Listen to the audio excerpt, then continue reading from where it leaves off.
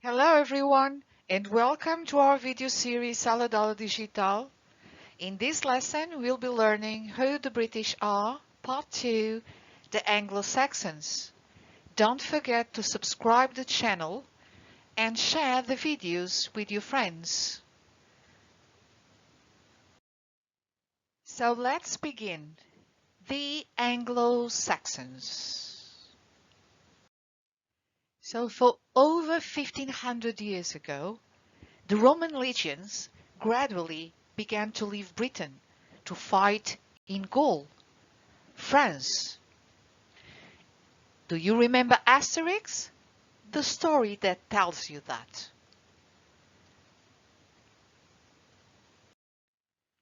So the British chiefs asked Anglo-Saxon soldiers to come from Germany to help them because they were invaded by barbarian Picts and Scots from the north.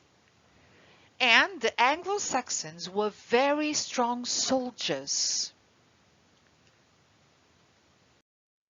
So they came and helped the Britons. And then they were asked to leave. But when they were asked to leave, they began attacking the Britons and settled in Britain.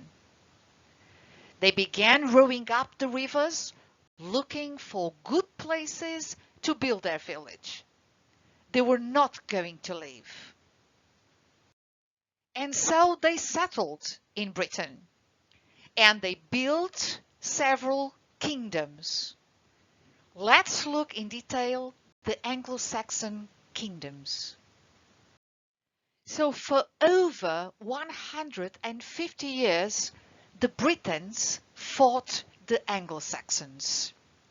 In fact, the Britons were forced to flee to Wales and the West Country, and many of them were made slaves. So the Anglo-Saxons came to stay. And how did they organize their kingdoms? The Anglo-Saxon kingdoms. So by 600, Britain was divided into 7 main Anglo-Saxon kingdoms. It was called the Heptarchy.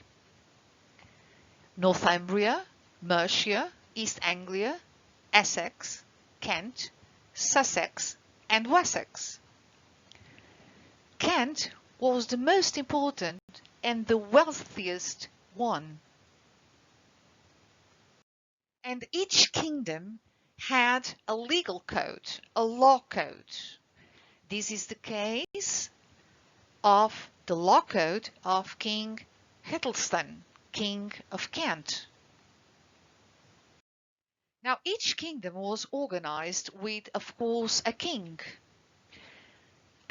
that gave gifts of weapons and land to his people, and then the thanes. The thanes were the nobles. They owned a lot of land and were expected to fight for the king. The churls were free peasants who owned some land as well.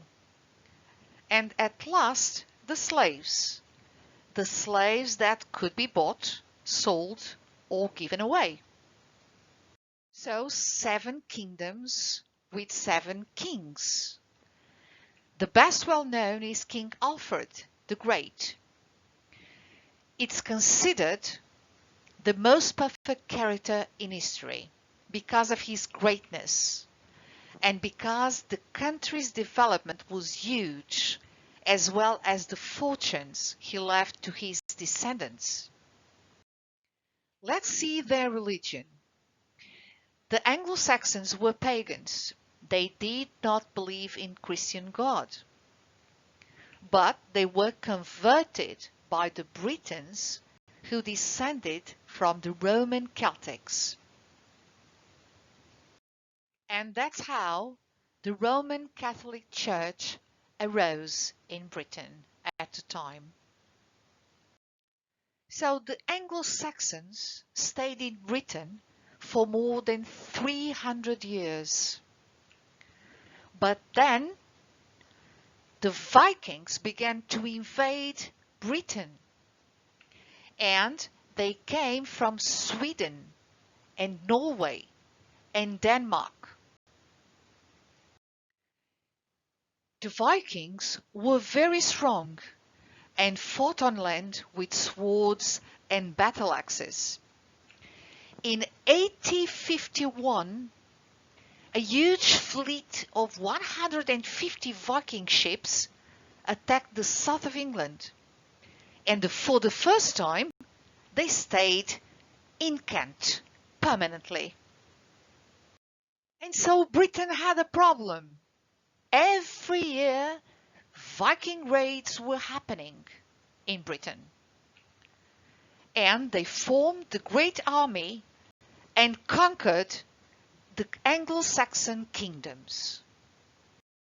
Remember, England had 7 kingdoms, but only the kingdom of Wessex remained free from the Vikings, and it continued to be ruled by King Alfred the Great. So, under the Viking control, Northumbria became a very important Viking trading center, with merchants coming from all over the world. It was in fact the richest town, with craftsmen producing fine jewelry as well as other objects made from wood and bone. But soon the Vikings wanted King Alfred's kingdom, so they attacked Wessex as well. But King Alfred gathered an army and defeated the Viking king at the Battle of Edington, and the Vikings surrendered. And then King Alfred made a treaty with the Vikings. The Vikings would keep a territory of their own with their own laws, with their own Dane laws. And they kept the promise. But Alfred did not trust the Danes.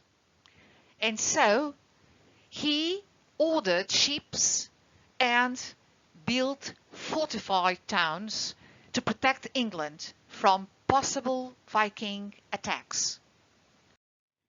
King Alfred wanted to educate his people as well. So he invited teachers from all over the world, and especially from Europe, and he ordered to write books. One of the most important is the Anglo-Saxon Chronicle. And also the Bible was translated into Anglo-Saxon by the monks. King Alfred found that different laws were used in different parts of his kingdom. So he introduced his own laws from Old Saxon customs. And one important thing in that legal code is that people who committed crimes had to appear in the village moot, and anyone could kill them in public. So with that treaty, the Anglo-Saxons and the Vikings or Danes lived in their separate kingdoms, and peace was being enjoyed by them. So they enjoyed sports together. They gathered to weightlift and to show their strength, and also for board games. They also loved feasting together. They loved eating and drinking beer, and they enjoyed drinking competitions. The Vikings were good poets, and they recited poems called Sagas, which told the adventures of brave heroes and their gods. For 30 years, Britain had become a united country, not only with King Alfred, but also with other Saxon kings after Alfred's death. Such is the case of King Edgar, who built several monasteries. But this peace came to an end in 980, when more Viking raids began to invade Britain again. And the Anglo-Saxons were defeated. And King Sweyn of Denmark became the first Danish king of England.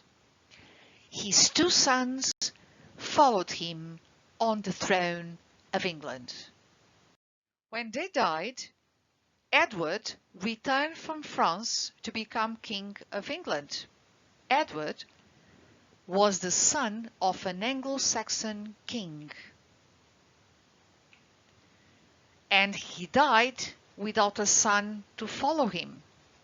He was on the throne for a very short period of time. And so, with Britain without king, 3 men claimed the right to be king. Who were those 3 men? One of them, William, Duke of Normandy and Edward's cousin. Another man who claimed the throne was Harold, King of Norway, a Viking who wanted to join England to his kingdoms of Norway and Sweden. And the third man who wanted to be king is Harold, Earl of Wessex, the most powerful Anglo-Saxon earl in England. And unexpectedly, the Archbishop of York crowned Harold of Wessex king in January 1066. And of course, William, feeling cheated, gathered an army to invade England. But his ships were delayed by bad weather, and Harold, King of Norway, invaded northern England.